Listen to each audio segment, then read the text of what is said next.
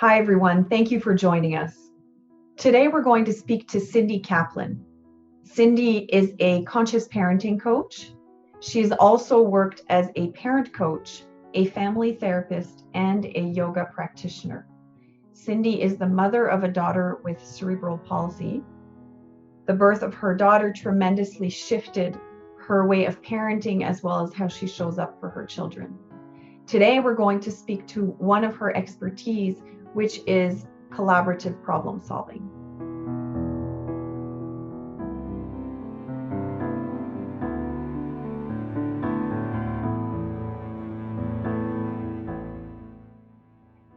So tell us a little bit about collaborative problem solving.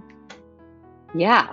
Collaborative problem solving is both a perspective, a philosophy, and a methodology. In that, philosophically, it takes the stance that all children want to do well. All children want to be successful. And by successful, I mean feeling good and grounded in their selves versus something external, and understands all children to do well when they can, if they can, not when and if they want to.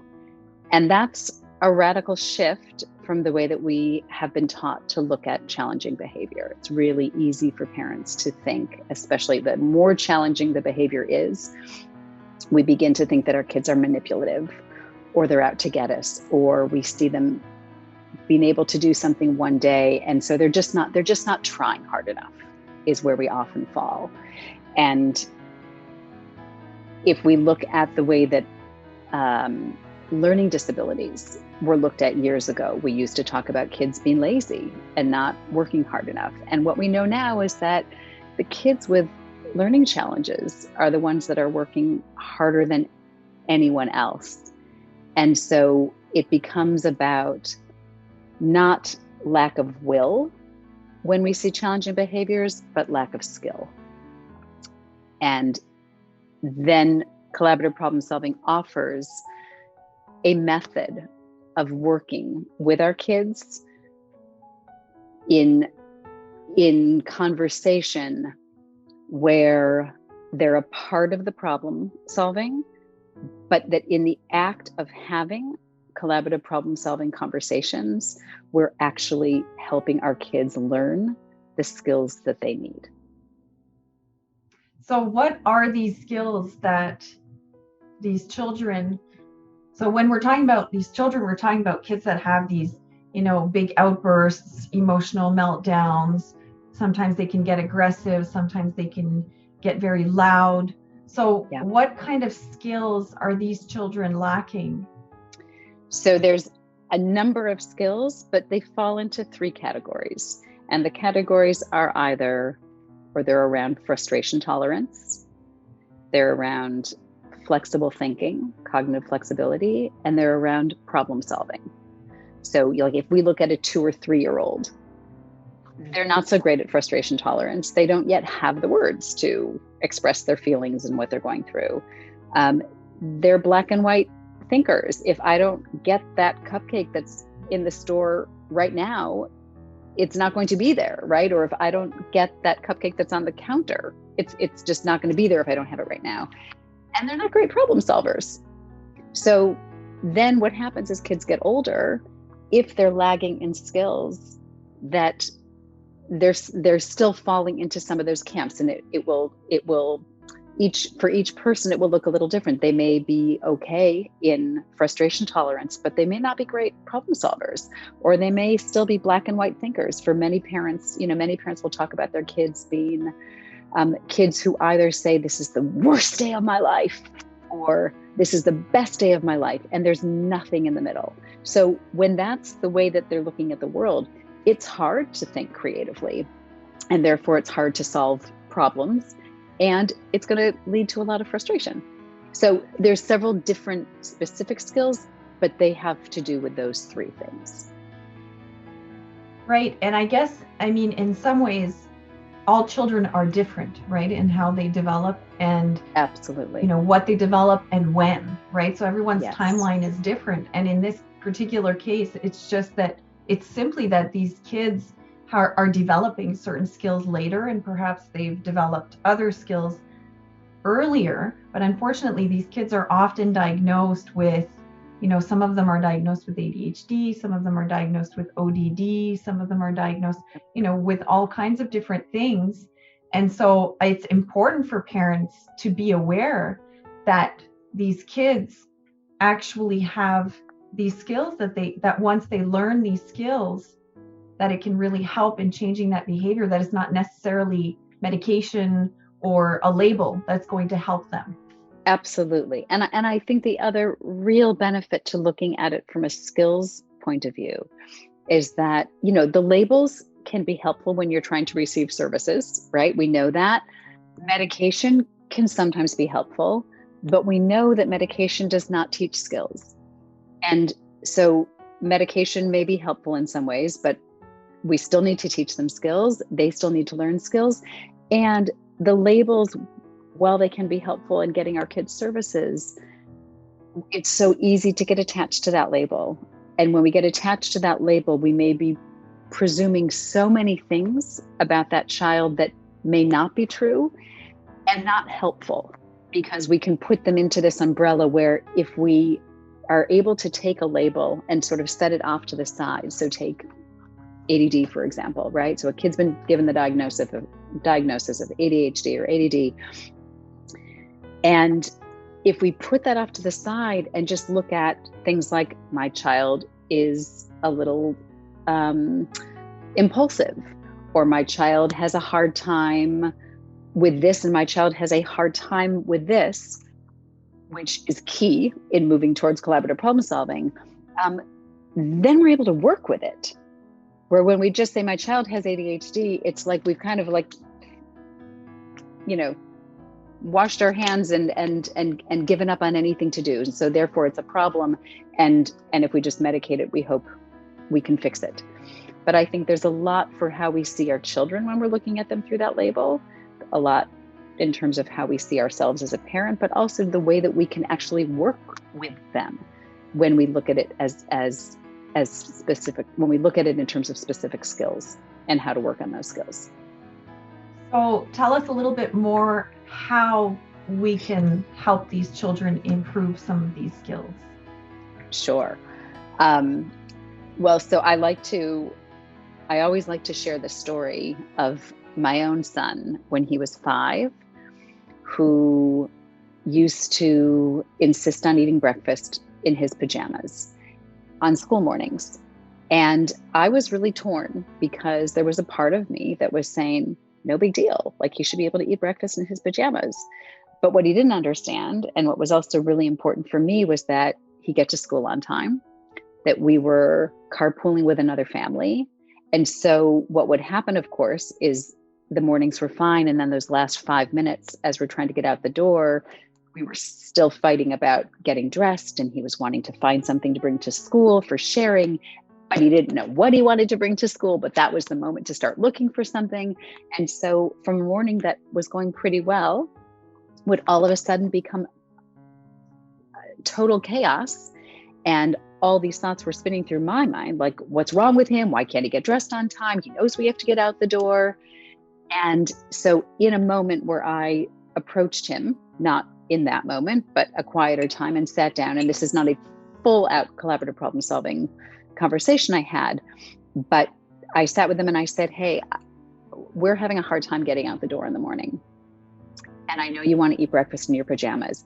And before I could say another word, he said, I have an idea, which is ideal, because with collaborative problem solving, once we get a few things out on the table, we want the problem solving to come from the kids. And in doing so, we as the parents have to believe that our kids have these resources inside themselves to come up with ideas. And we can transfer that knowing to them, that they can begin to know that they have resources within themselves. So he said, I have an idea. And I said, great. I said, what's your idea? He said, well, if you bring my clothes into the kitchen in the morning, then I'll see them. And because every time you send me into my room to get dressed, I get distracted by my toys. And at that last word, it was like, I was just like, oh my gosh, like never in a million years was I thinking that when I told him to go in his room and get dressed, that he was not intentionally trying to be late to school. He was not out trying to get me. He was not trying to give me a hard time. He was having a hard time because he has a hard time focusing. And so when he'd go in his room to get dressed, he was distracted by his toys. So he said, how about you bring my clothes into the kitchen and I'll get dressed then. And I thought, okay, well, that sounds great.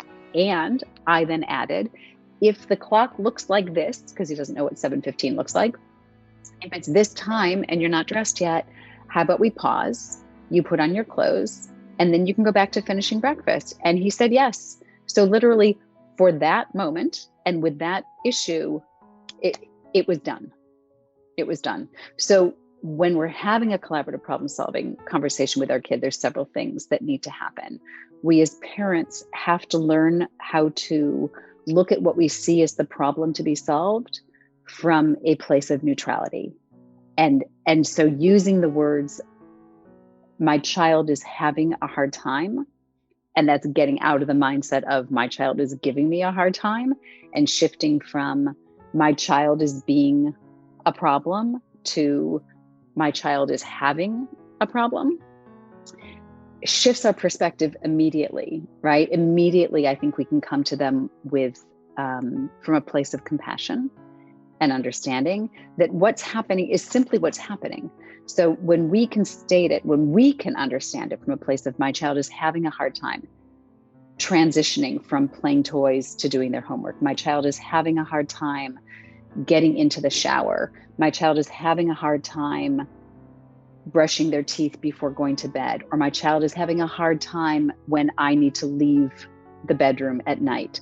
So the more specific and detailed we get, using that my child is having a hard time makes the problem to be solved really different and much more easily workable.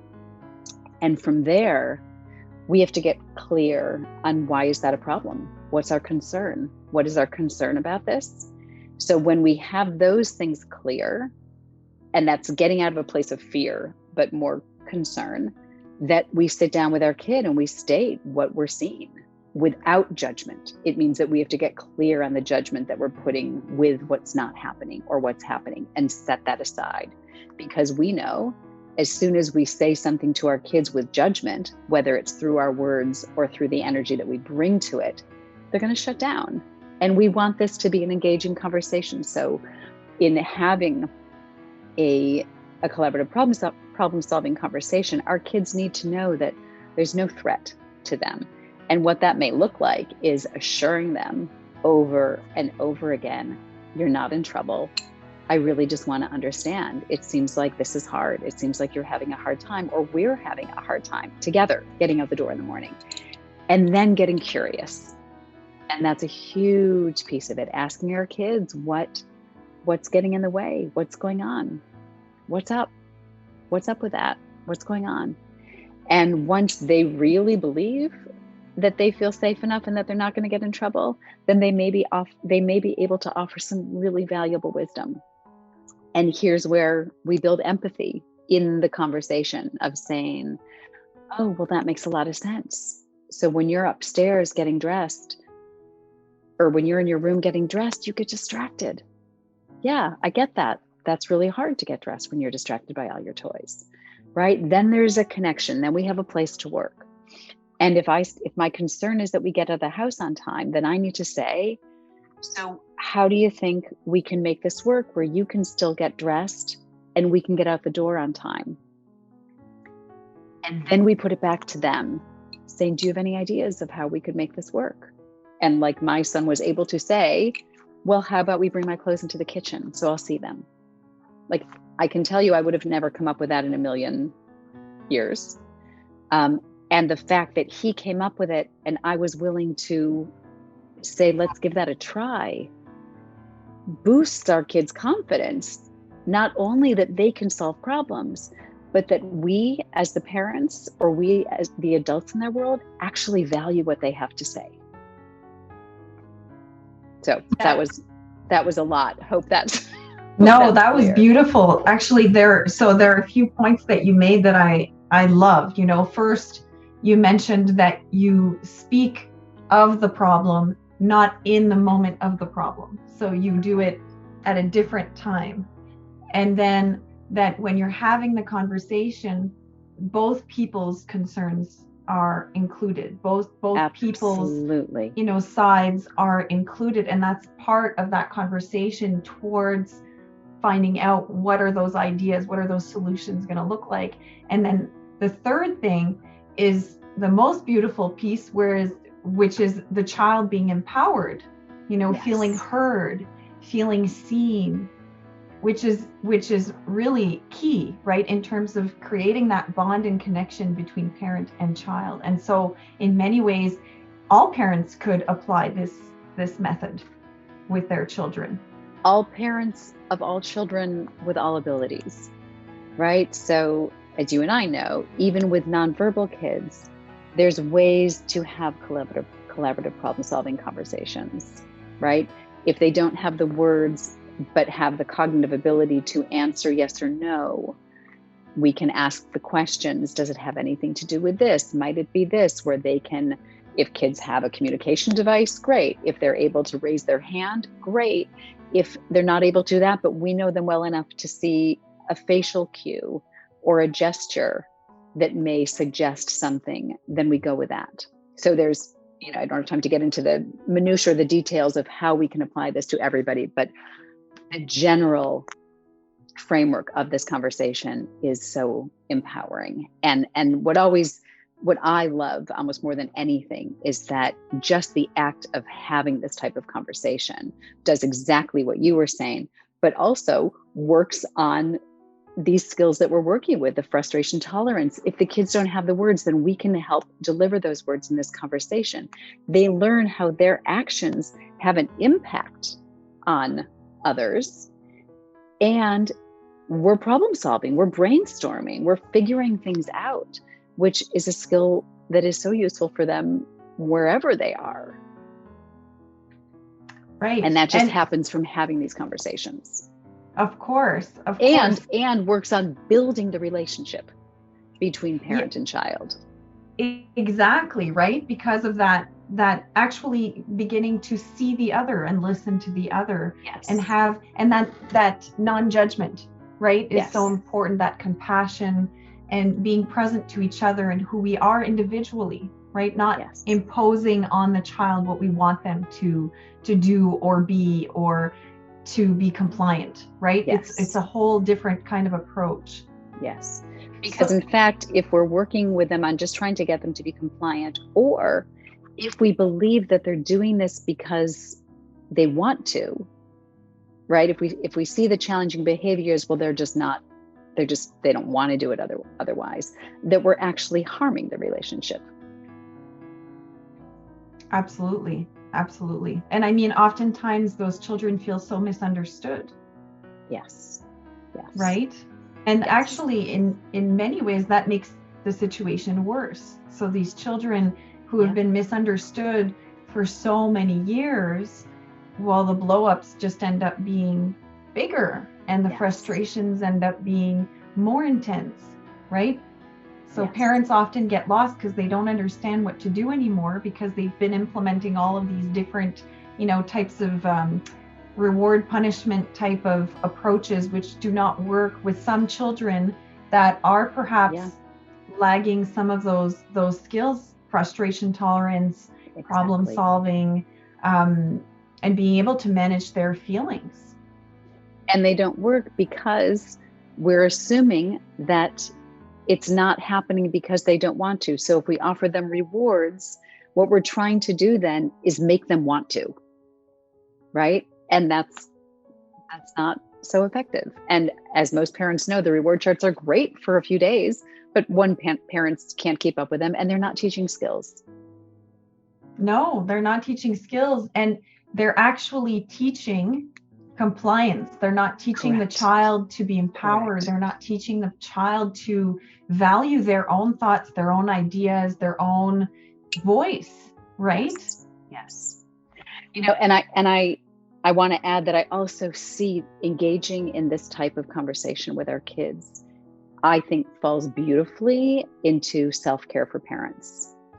Because as our kids grow up and as we learn to have these types of conversations with them, parenting becomes so much easier when there's an issue, when there's a struggle, when there's something that our kids did that we want to help them figure out how to rectify or solve or repair.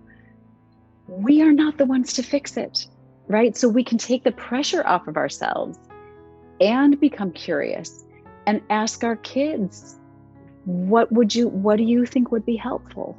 You know, what do you need to do?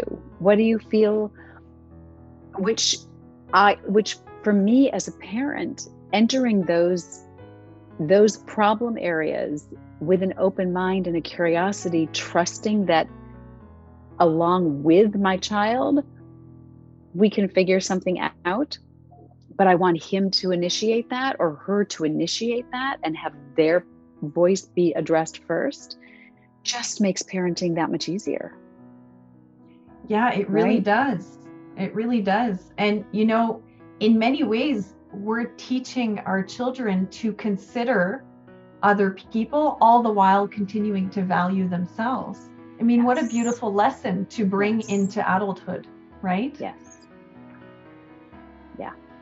So I had another question for you because, you know, some parents are going to listen to this and say, you know, but with my child, you know, this isn't going to work because my child, perhaps they're going to get too upset, or maybe they won't want to have the conversation, or, you know, maybe they won't offer ideas. So I think it's important maybe to talk to parents a little bit about, you know, how do we approach a situation? Maybe it'll take more time. Do you have any words about that? Yes. So, well, it all sounds really easy and straightforward. There's just these, you know, there's the empathy step, there's the getting the concern on the table, finding out the kid's concern first, then putting our concern on the table, right? I mean, there's very specific ways in which this needs to be done to be successful, and then asking the kid first to brainstorm a solution, and then sort of having it be a litmus test, and does it address both concerns, and then, hey, we're willing to try it. Rarely does it happen in a 5-minute time window, right? So just if you have a kid who's going to be defensive or quiet and needs a lot of that, gets dysregulated. And we know as soon as we say to our kids, hey, I want to talk to you about something, it's going to dysregulate them. So know that. And it may take, maybe one day, all that happens is, hey, I noticed that you're having a hard time. That may be it, right? Just the parent putting it out there in a neutral way without judgment and asking the question, what's up with that? They may say, and very likely may say, I don't know. And so we can take that to mean a couple things. One, they're not feeling totally safe yet to put their opinions out there, their feelings out there. Or three, maybe they don't know and they're going to need some guidance from you. So if they really offer nothing, that we can say as parents, you know what, that's okay. You don't need to answer now. Think about it. And when you're clear, when you have an idea, I'd love to know, because then we can maybe figure out a way to solve this together. And that may be such a shock to their system because they're just not used to hearing that. Let that just soak in, that their parent just pointed out something that perhaps has been something that was punished, or something that was delivered with shame, or whatever, even with the intention not being so, but that's just what happens when we get triggered. That may be enough for a day, for the kid to just hear, whoa, that sounded different. And how do I know that if I say my concern, that's going to be held in a safe space? So sometimes that may be enough. Another may be that we then say to our kids, can I ask some questions, right? I know sometimes this conversation is not a conversation we've had before, and I want to try it because it feels much better to me, right? It's okay to be transparent. And then to say, I wonder if, and put things out there and let the kids say yes or no. And when they do, and you have the concern on the table, you repeat it and say, okay, so your concern is this. And there are also some issues and problems to be solved that actually aren't concerns for the kids. So sometimes the word concern can be off-putting, but the kid can still hear our concern. So then our concern is on the table. And then when we say, do you have any ideas? The kid will be like, I don't know. And then what happens sometimes is if we say an idea before we give the kid a chance to say something, what can backfire is that the kid will be like, okay, so great. So you let me express my concern, but now you're going to go ahead and put your own, solution out there. So what's the point? So there's a lot of little details that you have to kind of get right. And it takes practice. So kids will often say, I don't know. So there's a lot of that reassuring that they're not in trouble. I think we have to give ourselves time to come back to it. Maybe that first part is all you get to, and you come back the next day where you begin to problem solve. And you let it take time, because it's an adjustment for both the parent and for the kid. Yeah, no, and simply opening that door and asking them to voice their concerns, even if they don't have an idea, you're already beginning to create that safe space. So even if there is no solution right away, you're building that connection, you're building that trust, yes. You're building that safety for that child to be vulnerable and open up, right? Yep. Yes. So it could come 2 days later, right? If you as the parent haven't said anything about that issue for 2 days, but you've left it as, let me know if you have any ideas, because I'm curious. You could either check in with them, hey, have you thought about it at all, or not, or just let that percolate within your child. And maybe 2 days later, they may come back and say, hey, I think I know what might be getting in my way, right? Yeah. The other thing that I think is really important for parents to do, especially when you're trying this out, is to start with something that is not huge, deep, and dark. Right. So they like to say, start with some low-hanging fruit. Right. Because there are, sometimes we can have a whole list of challenges or things that we'd like to work on, but some things we kind of leave to do later, right? Because I do believe the collaborative problem solving method has these 3 categories. There's that, right? Plan and A, one of them. Yes, sorry. So there's plan A, there's plan B, and plan C. So I can just say them real quickly. Plan A is asserting our will, right? That's what mainstream parenting is. That's what many of us do when we say do it or else. Or if you don't do that, I'm taking the iPad away for a week. That's asserting our will. And I will say the only times that plan A is really valuable is in a safety situation, right? If your kid's running out in the street, you're not going to say, I noticed that, right? You're going to run out and grab them, right? That's imposing your will and is necessary to do. Plan B is really what I've been talking about here, having these collaborative problem solving conversations in moments where the heat is not on. There's also something that is an emergency plan B, but I won't go into that now. The other is what they call plan C, and that's where you may take a problem that you would love to see solved, but because it may be a little higher intensity at the moment, you're going to drop it, not forever, but for now. Don't take one of the really, really, heavy hitter issues and try that when you're just becoming, when you're just adapting to working this way with your kid. So start with a simple and just choosing. I think it also in putting things in categories like a plan A, plan B, or plan C, is that I think as parents, we can also get overwhelmed when there's so many things that are triggering us and so many things that we want to work on with our kids to solve, but that, the challenging behavior happens when we have expectations that are here and our kids' skills are here. So we can not drop the expectations, but we can lower the expectations so that our kids can be successful. And then we can work on the skills. And when they have those skills, we can begin to, to raise some of those expectations. But talking about expectations is a whole nother thing. But that's when we see challenging behavior. So I think when we can farm some things out to, this is something that is challenging, but let's table it for now. Like, let's work on getting our kids to brush their teeth before they go to bed, and drop sitting at the table for a half an hour, or finishing all the food on their plate, or getting A's in school, or whatever it may be, right? Like, dropping some so that you can begin to have a framework that becomes more comfortable, so that you can tackle them later. Right. It's like using the smaller challenges as opportunities to build that safety, vulnerability, Yes. connection, empathy, Yes. compassion, to build all of that, so that in those moments where those bigger things need to be addressed, that foundation, as you're saying, is present. Yeah.